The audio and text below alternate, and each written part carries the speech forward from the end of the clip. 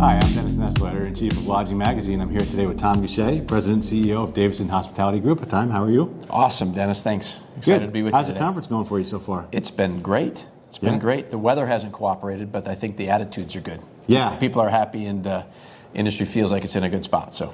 Yeah, great. I think so. Yeah, rainy LA. It's unusual, but so Tom, you guys are having a very exciting year coming up. You're going to celebrate your 50th anniversary. Why don't you talk a little bit about kind of where the company is and you know, maybe some of the things you're looking forward to. Yeah, it is exciting for us, Dennis. We've got, you know, it's one thing to do something you love, one thing to do something you have a passion for, but to do it over a sustained long period of time is super exciting. So our 50th anniversary it's going to be a great year for us. I've been here to celebrate 35 of the 50 years with the company. So I've not been here from the beginning, but I've been here for a long part of it. And despite the fact that we're 50 years in, I feel like we're the best position we've ever been for growth, for quality, for taking care of our associates and our owners. So I'm really excited for the 50th anniversary. Yeah. How many properties, Tom, and associates do you have? Yeah, so we have 86 properties and about 13,000 associates across the portfolio. Okay. Yeah. And you, a few years ago, launched Pivot, kind of for a division for lifestyle hotels.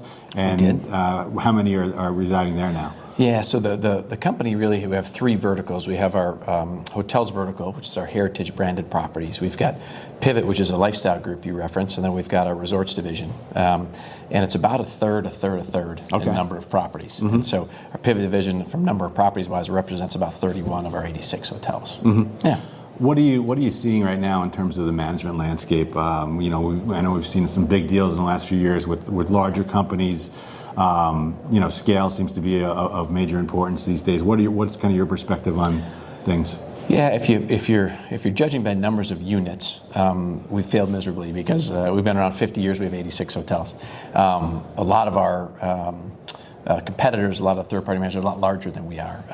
But we focus primarily on the upper upscale to luxury space. And so when you narrow the focus down, we do bigger and more complicated assets.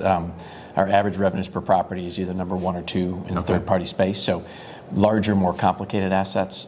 So for us, it's not scale. For us, it's more about quality. Right. We could get big and we could add hotels if we wanted to, but we're very selective on the type of assets we do. We stay in that upper upscale space, resort, lifestyle, and when you narrow the fairway down a little bit, we'd rather be great at a smaller portfolio than be a large portfolio. Sure. Yeah. Delivering results for the owners. Absolutely. 100%. That's what it's all down to. We don't access, we're not a public company, so we don't access funds in the public markets. We're not tied to a particular fund to do that. So our deals are sort of deal by deal basis. And of our 86 hotels, we've got over 40 owners that we work with. And it's private equity, it's REITs, high net worth, family offices, things like that. So we have to perform every time or we won't grow. Sure, sure. Full service properties, a lot of them as well. Yes. What are some of the things you're seeing, maybe trend wise, in terms of full service properties, and you know, where are you kind of putting your resources? Yeah, so it's interesting. You know, we had coming out of the pandemic, everyone's trying to grow occupancy, and our industry did a great job of holding on to rate. This past year, things changed a little bit as maybe a little bit of fatigue on the leisure side, and so rate didn't grow as much as it had in the last few years.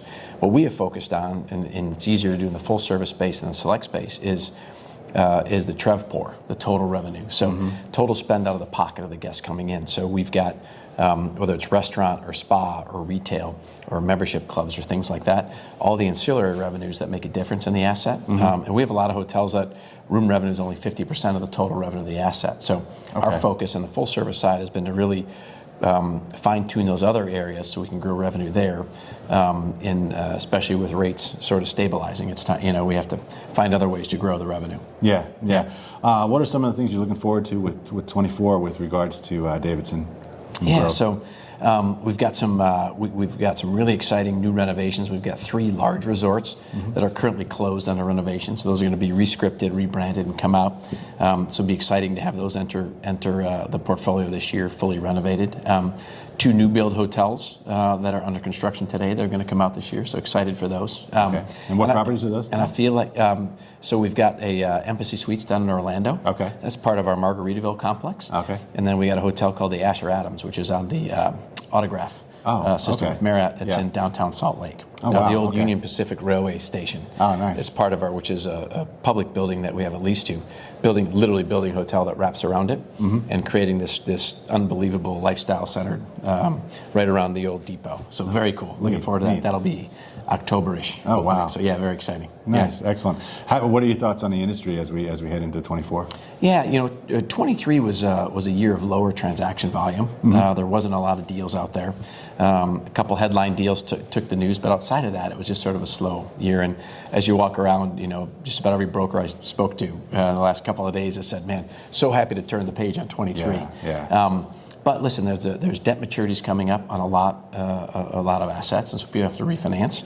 And rates are higher today than we were 3 years ago when they got their last loan. So that's going to create some transaction activity. And there's also some deal fatigue. There was a lot of hotels, especially in the private equity side, where people tend to own them for 3 to 5 years. They don't intend to own them for a long time. And then you hit the pandemic and you buy a little extra time, and so now they've been in them 6 years, 7 years, 8 years, and it's just time to recycle those assets or recycle that capital. So I think transaction volume is going to get a little bit better this year. The broker books are bigger than they've been in a long time. Yeah. So there's a lot of activity going on.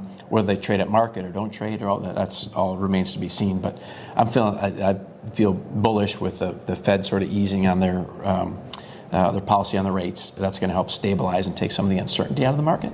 And the uncertainty is the thing that really kills you. Yeah. I think this year will be a higher transaction volume year, and that excites me because we love doing deals. Yeah, absolutely. Thom, thanks so much for spending some time with Lodging, and congratulations again on your 50th anniversary. Thank you so much. Appreciate it. Thanks, Dennis.